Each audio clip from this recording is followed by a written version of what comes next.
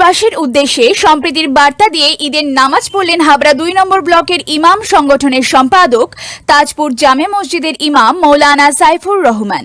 ৩১ March সোমবার সকালে তাজপুর ঈদগাহ ময়দানে নামাজের পর শিক্ষা ও সংস্কৃতির উত্তরণের সঙ্গে সঙ্গে তিনি দেশের সার্বিক উন্নতির জন্য সকলের কাছে আহ্বান জানান।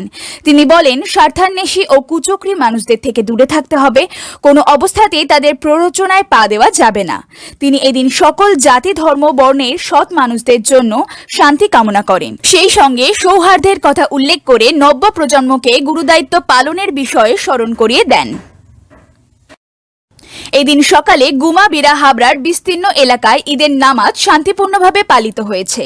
ঈদ উপলক্ষে বিভিন্ন স্থানে মেলার আয়োজন করা হয়েছে। মুসলিম ধর্মাবলম্বীদের পাশাপাশি অন্যান্য ধর্মের মানুষজনও আজ পথে নেমে আনন্দ উৎসবে মেতে উঠেছেন। পুলিশ ও প্রশাসনের পক্ষ থেকে এলাকার ঈদ উৎসব সুষ্ঠুভাবে সম্পন্ন হয়েছে বলে জানানো হয়েছে।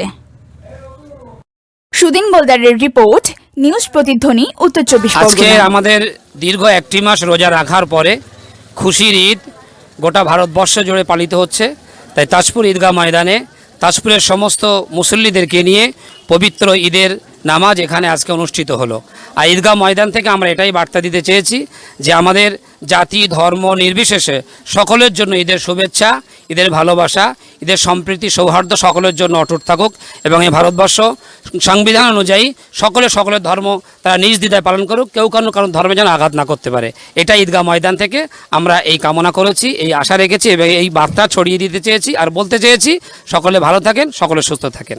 দেখুন, দেশ যারা সারা পৃথিবীতে যে অস্থিরতা শুরু হচ্ছে, এটা কিছু মানুষের তাদের ব্যক্তিগত স্বার্থের জন্য, তাদের গদি টিকিয়ে রাখার জন্য, কিন্তু অ্যাকচুয়ালি আমরা আমাদের গদির চিন্তা করি না, আমরা দেশের চিন্তা করি, দেশের জনগণের চিন্তা করি।